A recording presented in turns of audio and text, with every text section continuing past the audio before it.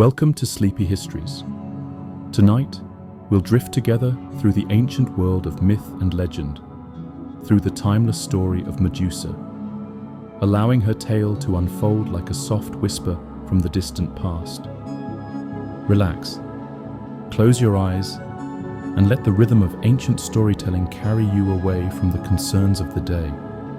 Tonight, Medusa becomes not a creature to fear, but a story to embrace as you drift toward peaceful rest.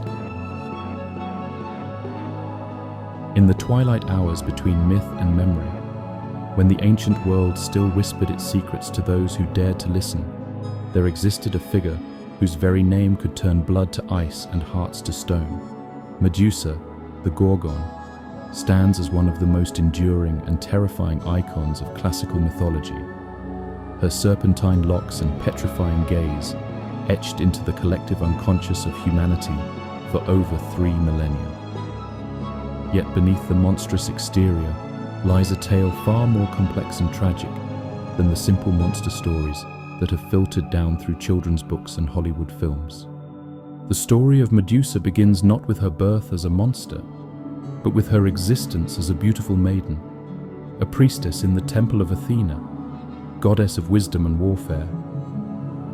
In the earliest tellings, she was one of 3 sisters known as the Gorgons, Stheno, Euryale, and Medusa herself, daughters of the ancient sea deities Phorcys and Ceto.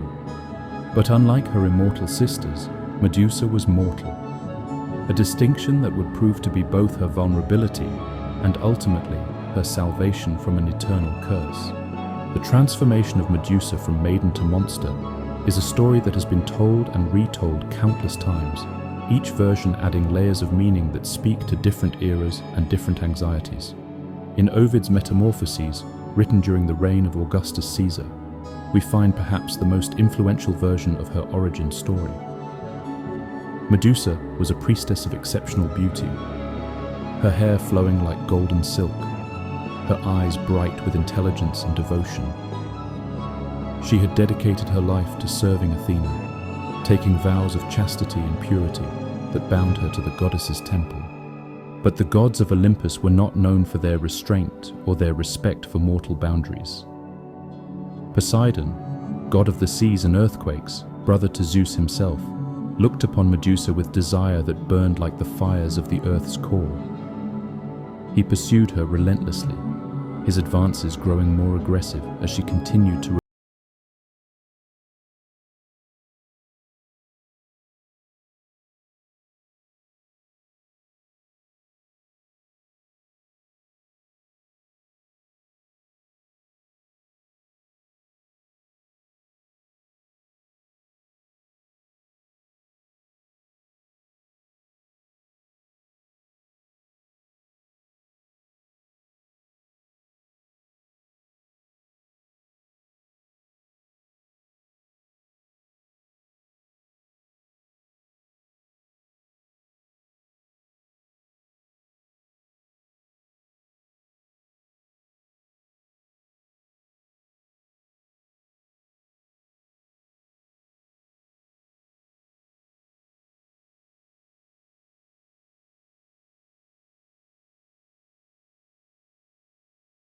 Her response reveals the complex moral landscape of the ancient world, where justice and vengeance often wore the same face.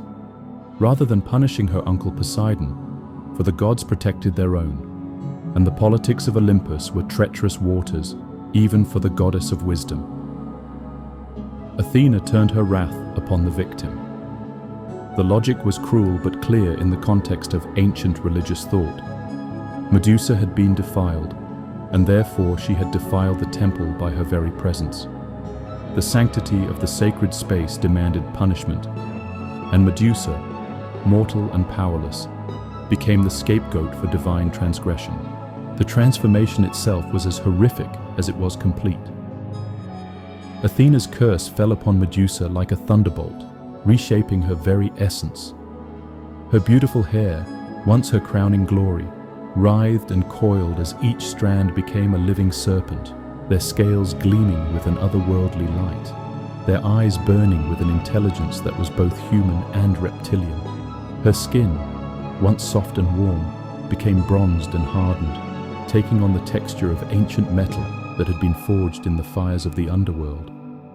Her eyes, which had once sparkled with joy and devotion, became instruments of petrification, cursed to turn any living being who looked directly into them into cold, lifeless stone. The curse extended beyond the physical transformation. Medusa found herself exiled from human society, her very presence a threat to all life around her. She fled to the far edges of the world, to the lands beyond the Pillars of Hercules, where the ocean meets the sky and the normal rules of existence blur into something darker and more primal.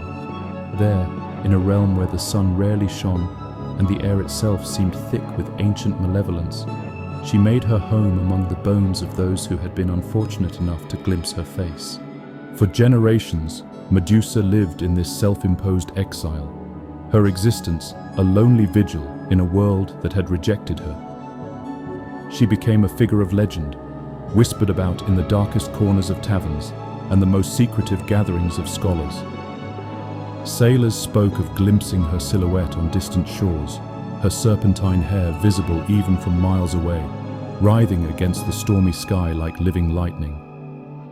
Merchants told tales of entire caravans found turned to stone in the desert, their faces frozen in expressions of terror and wonder, as if they had seen something too beautiful and too terrible for mortal eyes to comprehend. But Medusa was not simply a monster lurking in the shadows, waiting to claim victims.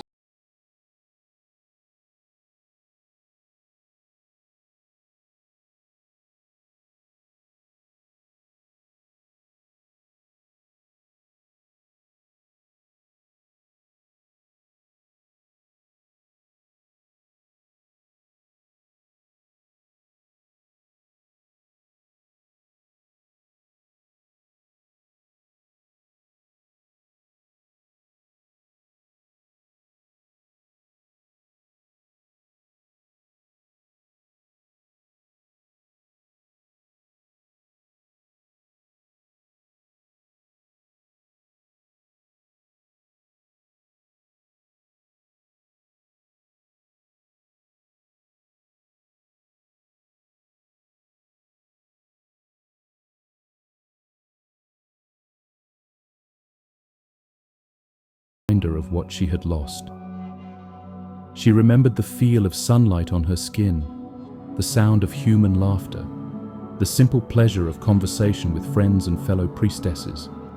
All of this was now denied to her, replaced by the endless silence of her cursed domain. It was into this tragic existence that Perseus came, the hero whose quest would ultimately end Medusa's suffering and secure his own place in the pantheon of legendary figures. Perseus, son of Zeus and the mortal woman Danae, had been raised in exile on the island of Seriphus, where he had grown to manhood under the protection of the kind fisherman Dictys. His return to the world of heroes and kings was precipitated by the unwanted advances of Polydectes, the king of Seriphus, who sought to marry Perseus's mother Danae against her will. The political maneuvering that led to Perseus's quest reveals the complex web of obligation and honor that governed the ancient world. Polydectes, recognizing that Perseus would never allow the marriage to proceed, devised a scheme to rid himself of the young hero permanently. He announced his intention to marry Hippodamia, daughter of King Oenomaus, and demanded wedding gifts from all the nobles of his court. Perseus, having no wealth to offer, rashly promised to bring the king any gift he desired, expecting to be asked for horses or gold or some other conventional tribute. Instead, Polydectes smiled with the cruel satisfaction of a man who believes he has engineered his enemy's doom. "Bring me the head of Medusa," he commanded, knowing full well that such a quest was tantamount to a death sentence. Perseus had no choice but to accept the challenge, bound by his word and his honor to attempt the impossible. The hero's journey was about to begin, but it would be a journey that would test not only his courage and skill, but his very understanding of justice and mercy. The gods, however, were not entirely indifferent to Perseus's plight. Athena, perhaps feeling some measure of guilt for her role in Medusa's transformation, appeared to the hero in a dream, offering guidance and aid. She could not directly intervene. The curse she had placed upon Medusa was too powerful, too fundamental to the cosmic order, but she could provide Perseus with the tools he would need to survive his encounter with the Gorgon. Hermes, the messenger god and guide of souls, also took interest in Perseus's quest. The Quicksilver deity appeared to the hero at a crossroads, his winged sandals barely touching the ground as he hovered in the air, like a being caught between worlds. Together, Athena and Hermes equipped Perseus with divine artifacts that would prove essential.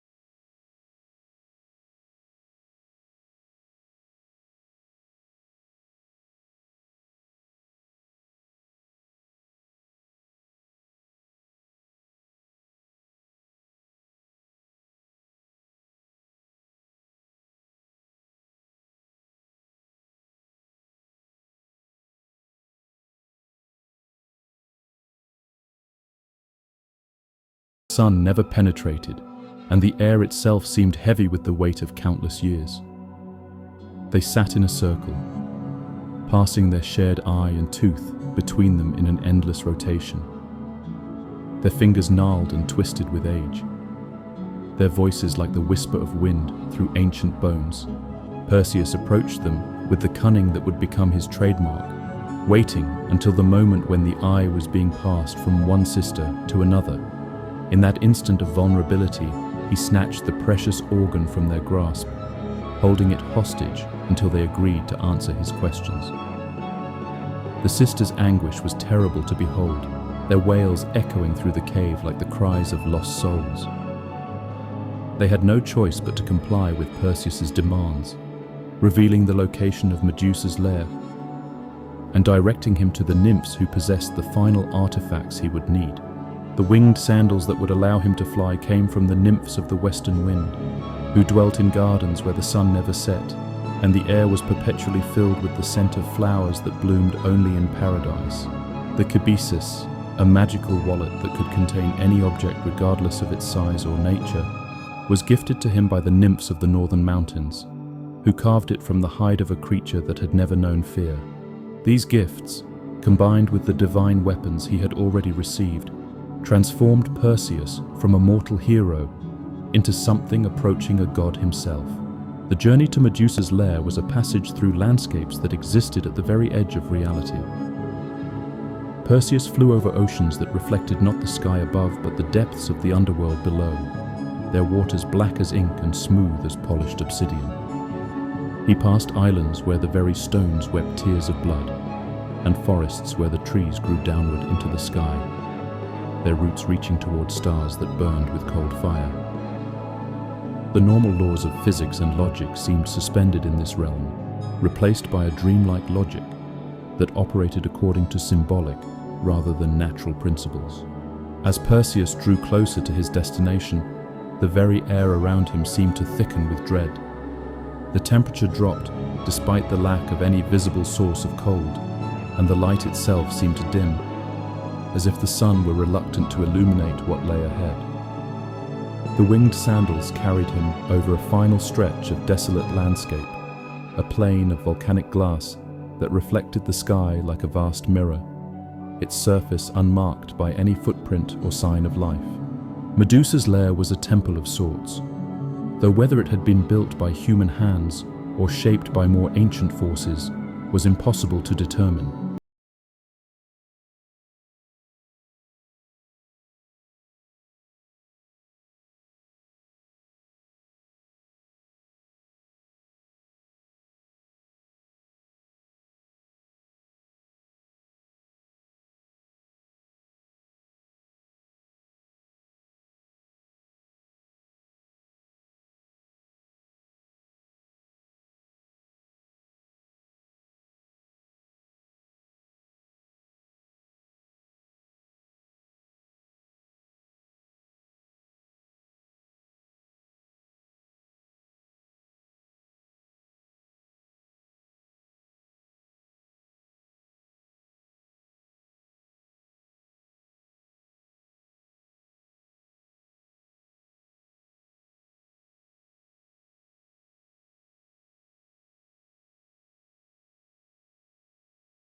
each one filled with more petrified victims. The walls themselves seemed to pulse with a malevolent life, and Perseus could hear, echoing from the depths of the structure, a sound that chilled his divine blood. The whisper of serpents moving through stone passages, and beneath it, so faint he might have imagined it, the sound of someone weeping. Medusa herself dwelt in the temple's heart, in a circular chamber whose walls were covered with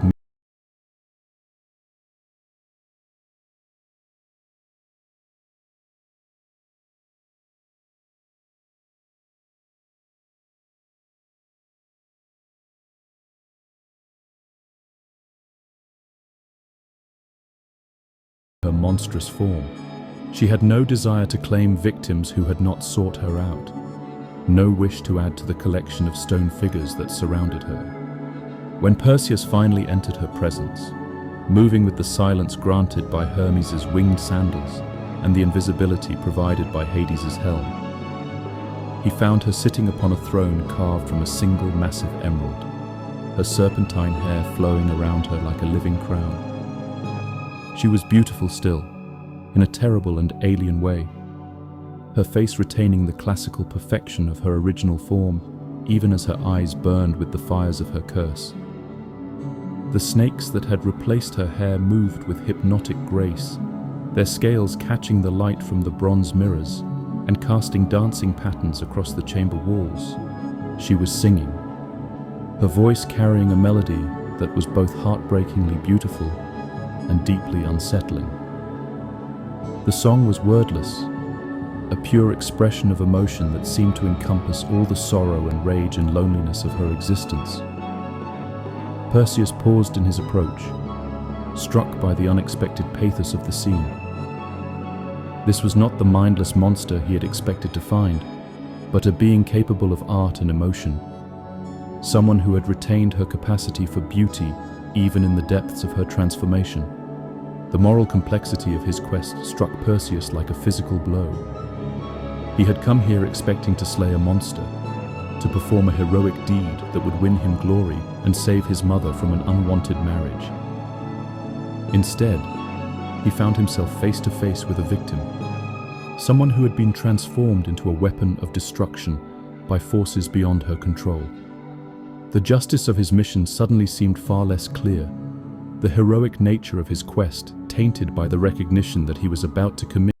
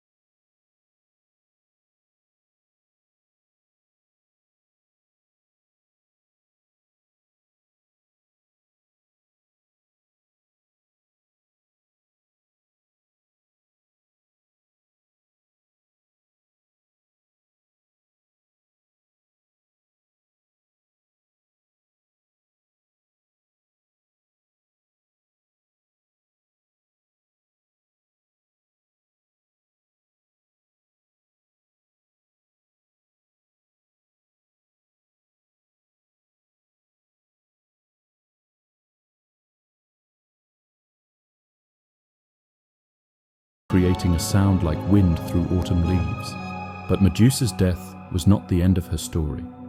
It was, in many ways, the beginning of her transformation into something far more powerful than she had ever been in life. As her blood spilled onto the temple floor, it gave birth to two extraordinary beings. Pegasus, the winged horse whose hoofbeats could inspire poetry and whose flight could carry mortals to the realm of the gods, and Chrysaor, the golden giant whose strength was said to rival that of the Titans themselves.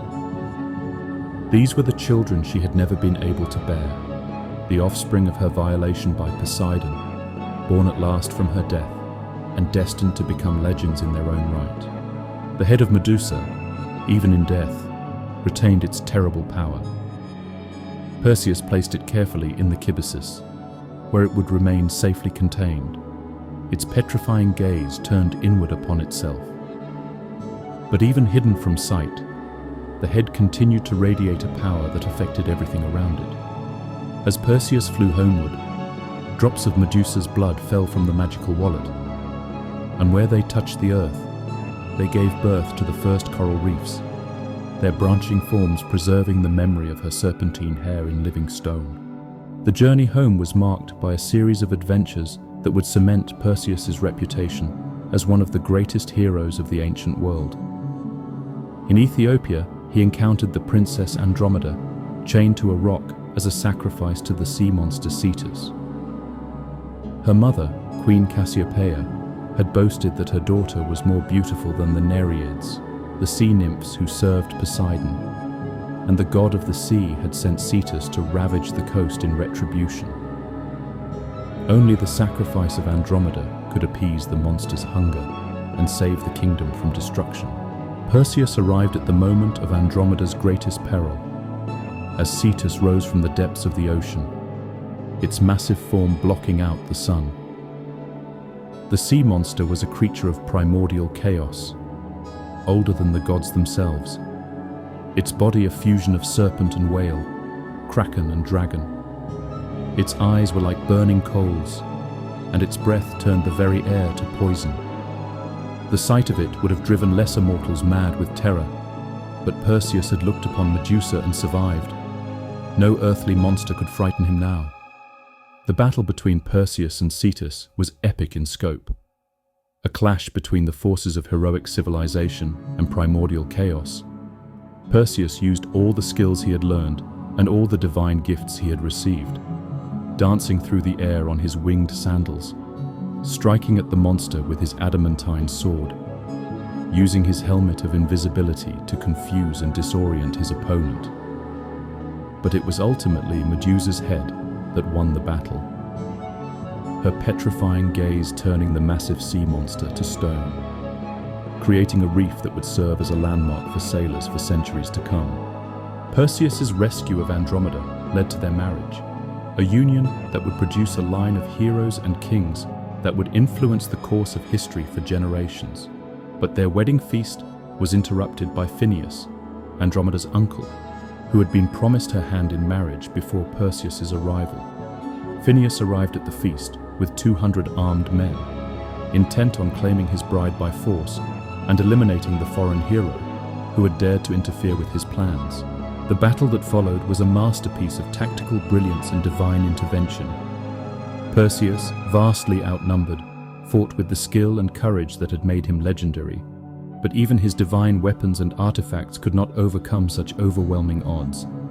In desperation, he called upon his ultimate weapon, warning Andromeda and her family to avert their eyes before revealing Medusa's head to his enemies. The petrifying gaze swept across the hall like a wave of death, turning Phineus and his men to stone in the space of a heartbeat, their weapons raised, their faces frozen in expressions of rage and terror. The wedding feast resumed as if nothing had happened, the stone figures of the would-be usurpers serving as a grim reminder of the price of opposing the god's chosen hero. But Perseus took no pleasure in the slaughter, understanding that each stone figure had once been a living man with hopes and dreams, families and ambitions. The power of Medusa's head was terrible in its absolute nature. It made no distinction between the guilty and the innocent, the brave and the cowardly. It was a weapon of pure destruction, capable of ending conflicts but incapable of creating true peace. When Perseus finally returned to Seriphos, he found that King Polydectes had indeed been pursuing his mother Danae with increasing aggression, confident that the young hero would never return from his impossible quest. The king had forced Danae to take refuge in a temple, where she lived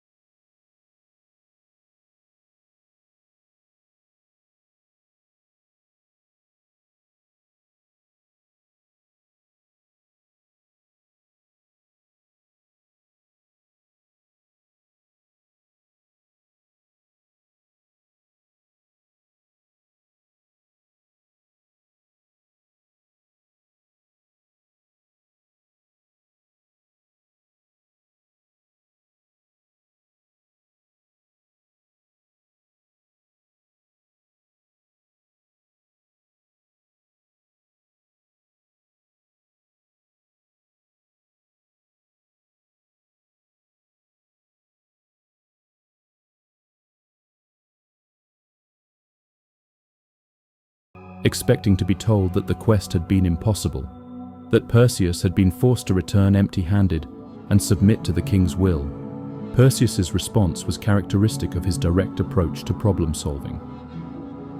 Without a word of explanation or justification, he reached into the kibbasis and withdrew Medusa's head, its serpentine hair still writhing with otherworldly life, its eyes still burning with the fires of divine curse. The effect was instantaneous and complete. Polydectes and his entire court were transformed into stone, their expressions frozen in various stages of shock, disbelief, and terror. The death of Polydectes freed Seriphos from tyranny, but it also left the island without a ruler. Perseus, having no desire to become a king himself, placed his adoptive father Dictys on the throne, ensuring that the island would be governed with wisdom and compassion, rather than fear and greed. It was a decision that reflected the mature wisdom Perseus had gained through his adventures, his understanding that true heroism lay not in the accumulation of power, but in its responsible use. With his mother safe and his obligations to Seriphos fulfilled, Perseus turned his attention to the question of what to do with Medusa's head. The artifact was too powerful to be left in mortal hands, too dangerous to be used as a weapon of conquest or revenge. After much deliberation, Perseus decided to present it to Athena, the goddess who had aided him in his quest and who had been responsible for Medusa's original transformation. The meeting between Perseus and Athena took place in the goddess's sacred grove, a place where the olive trees grew in perfect rows, and the air itself seemed to shimmer with divine presence. Athena accepted the gift with solemn gratitude, understanding the full implications of what Perseus was offering. The head of Medusa would become the centerpiece of her aegis, the divine shield that served as both protection and weapon in her battles against the forces of chaos and disorder. But Athena's acceptance of Medusa's head was more than just a practical acquisition of a powerful weapon. It represented a form of redemption, a way of transforming the tragedy of Medusa's life into something that could serve the cause of justice and order. The head that had once been a source of terror and isolation would now become a symbol of divine protection, a guardian that would watch over the innocent and strike down those who would threaten the cosmic order. The placement of Medusa's head on Athena's aegis also completed a complex cycle of transformation that had begun with the original violation in Athena's temple.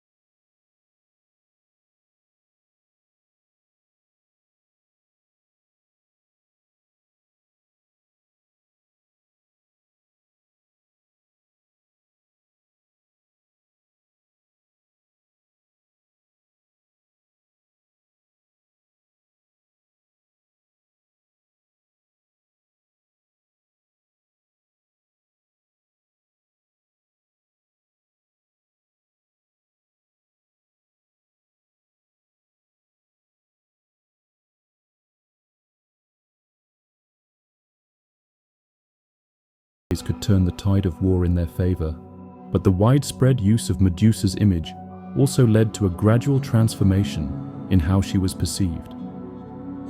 Over the centuries, the tragic victim of divine injustice became increasingly seen as a monster pure and simple, her humanity forgotten in favor of her terrifying power. Children's stories simplified her tale, reducing her to a mere obstacle for heroes to overcome, a puzzle to be solved rather than a person to be understood.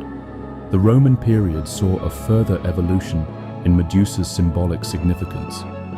Roman poets and artists were fascinated by the psychological dimensions of her story, seeing in her transformation a metaphor for the power of trauma to reshape identity.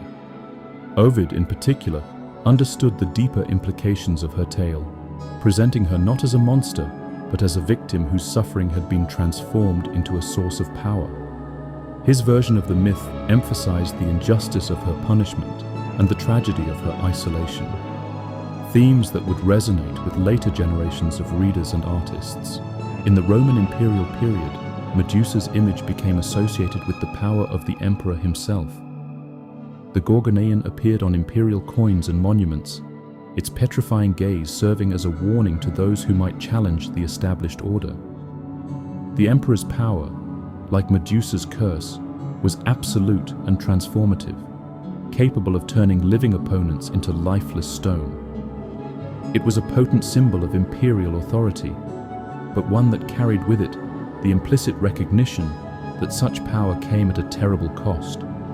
The Christian era brought new interpretations of Medusa's story, as early Christian writers struggled to integrate pagan mythology into their new theological framework. Some saw her as a symbol of sin and damnation, her petrifying gaze representing the spiritual death that awaited those who turned away from God. Others, more sympathetically, interpreted her as a figure of martyrdom, a victim of injustice, whose suffering prefigured the redemptive power of Christ's sacrifice. Medieval artists and writers continued to be fascinated by Medusa's image, but they often transformed her into something quite different from the classical original. She became a symbol of vanity and pride, her serpentine hair representing the dangers of feminine beauty and sexuality. The medieval Medusa was often depicted as a seductress whose beauty was a trap, luring the unwary to their doom. This interpretation reflected the medieval church's ambivalent attitude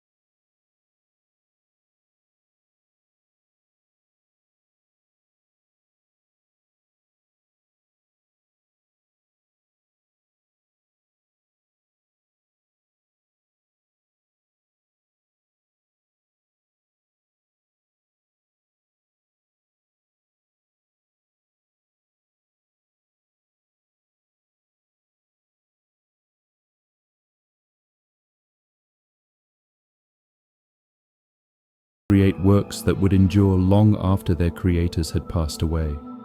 The Enlightenment period brought a more rational approach to mythology, with scholars attempting to understand the historical and psychological origins of ancient stories. They saw Medusa as a remnant of pre-classical religious traditions, perhaps originally a goddess of the underworld, or a personification of natural forces. This scholarly approach, while valuable in its own right, sometimes lost sight of the emotional and symbolic power that had made Medusa's story so enduring. The Romantic period saw a revival of interest in the tragic dimensions of Medusa's tale. Romantic poets and artists were drawn to her story as an example of the individual's struggle against fate and society.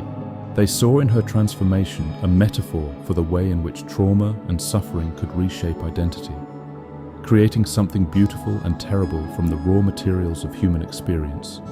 The Victorian era brought its own complex relationship with Medusa's image. Victorian artists and writers were simultaneously fascinated and repulsed by her sexuality, seeing in her story a reflection of their own anxieties about female power and desire. The Victorian Medusa was often depicted as a femme fatale, a dangerous woman whose beauty was a weapon to be feared and contained. The 20th century saw perhaps the most radical reinterpretations of Medusa's story. Feminist scholars and artists reclaimed her as a symbol of female rage and empowerment, seeing in her transformation not a punishment, but a form of liberation.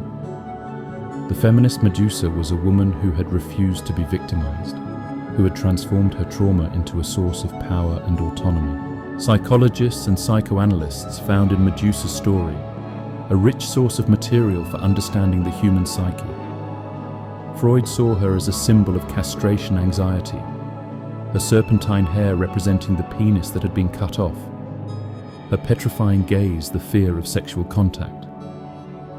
Jung, more sympathetically, interpreted her as an archetype of the shadow, the dark aspects of the feminine that society sought to repress and deny. Modern artists have continued to find inspiration in Medusa's image, using her story to explore themes of trauma, transformation, and empowerment. From Luciano Garbati's sculpture, Medusa with the head of Perseus, to Versace's use of her image as a fashion logo. Contemporary culture continues to grapple with the complex meanings embedded in her myth. The story of Medusa resonates so powerfully across cultures and centuries because it speaks to fundamental human experiences that transcend time.